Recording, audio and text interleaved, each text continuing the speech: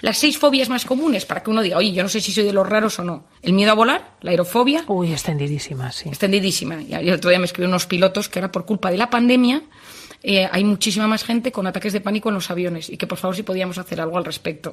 Digo, de verdad es que claro, la pandemia nos ha dejado muchas secuelas. La fobia a conducir, que se llama amaxofobia, que mucha gente que da pánico el coche, cogerlo, ir, aprender a conducir. El miedo a las arañas es un tema curiosísimo, pero la aracnofobia está absolutamente extendida. Por otro lado, la claustrofobia, que es conocida por todos, que son los espacios cerrados. La agorafobia, que es al revés, es estar en un sitio muy grande y tener la sensación, en un concierto, al aire libre, cómo salgo de aquí si pasa algo. La agorafobia es muy frecuente y angustia muchísimo a las personas.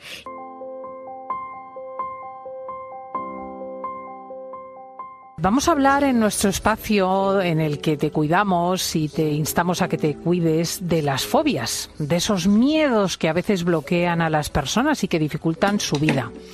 ¿Qué es una fobia, Marian? Bueno, Cristina, esto se origina porque el otro día, estando en el bautizo de mi sobrina, la abuela de la criatura me dijo, Marian, nunca has hablado de las fobias.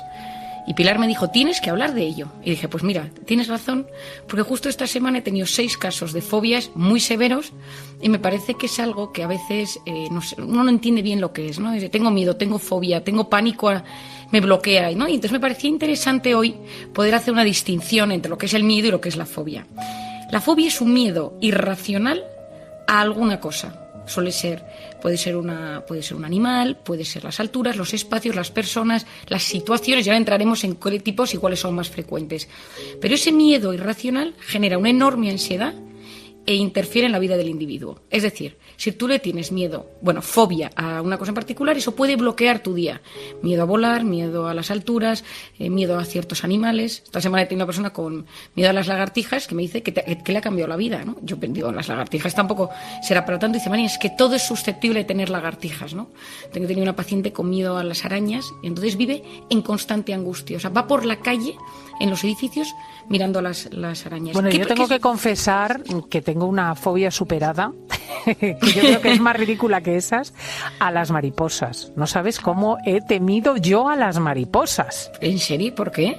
Es que no tiene ninguna razón. O sea, te podría argumentar que un episodio infantil, pero ahora que lo he superado me parece tan ridículo. ¿Y cómo lo has superado? Exponiéndome. Esto es una de las cosas que vamos a decir. Claro, porque había leído y oído a vosotros, a los especialistas, que no tenía que rehuir, que cada vez que corría o que me escondía cuando aparecía una mariposa empeoraba la cosa. Entonces me exponía delante y pasaba un miedo horroroso, pero ahora creo que sería capaz de cogerlas. Sí, bueno, me parece alucinante ese avance. Pues efectivamente, yo me acuerdo con mi padre, una de las primeras cosas que hice en consulta era una paciente que tenía pánico a los espacios cerrados, a los autobuses, a los coches, y coger a la paciente él, irse a la calle, subirse al autobús con ella de la mano y repitiéndole frases, no te va a pasar nada, estás conmigo, estás asegurada, no te va a dar una crisis de pánico, llevas a tu psiquiatra al lado, y yo al lado completamente atónita ante el hecho de la exposición, ¿no? Pero bueno, las fobias lo que generan son muchísimos síntomas físicos y emocionales.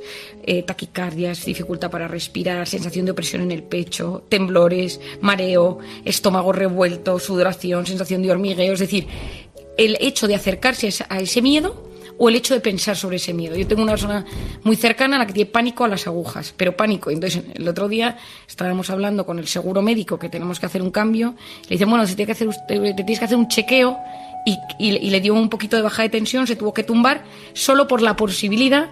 Y entonces, con mucha gracia, dice, yo solo me haré chequeos cuando sea con el pelo. Cuando te quiten un pelo y en el pelo esté toda la información de tu cuerpo. Entonces, yo siempre le digo, mira, que es que tienes que pasar por esto, ¿no? En su caso hay un hecho específico en la infancia que tiene que ver con estas situaciones. A nivel psicológico, es una ansiedad, es miedo, es pánico y es bloqueo. Es decir, se paraliza el cuerpo. Es una sensación de que el mundo se termina. Es terriblemente angustioso y el oyente... Vamos con los remedios, Mariana. A ver, ¿qué podemos hacer?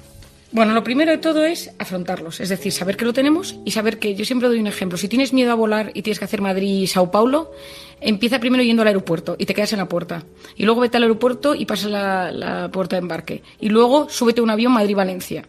Y luego, es decir, y todo esto con mensajes cognitivos que tú te vas repitiendo, y en muchas ocasiones yo les doy una medicina de rescate que ellos saben que en el momento que empiece el pánico se la toman y automáticamente dejan de tener angustia. Te diré una cosa, Cristina, el 90 y tantos % de la gente no se toma la pastilla. Pero la seguridad de saber que tienes un remedio al lado, que tienes un rescate al lado, te ayuda. Y por otro lado, yo empleo mucho esta técnica que alguna vez te he contado, que es el MDR, que es una técnica en la que tú le haces visualizar la situación, le generas muchísima angustia y le vas desactivando, mediante la estimulación de las manos y de los ojos, ese miedo.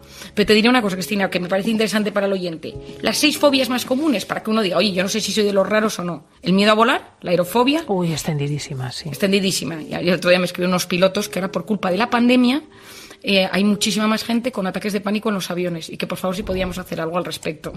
Digo, de verdad, es que claro, la pandemia nos ha dejado muchas secuelas.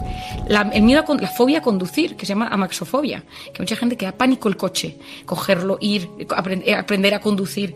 El miedo a las arañas es un tema curiosísimo, pero la aracnofobia está absolutamente extendida.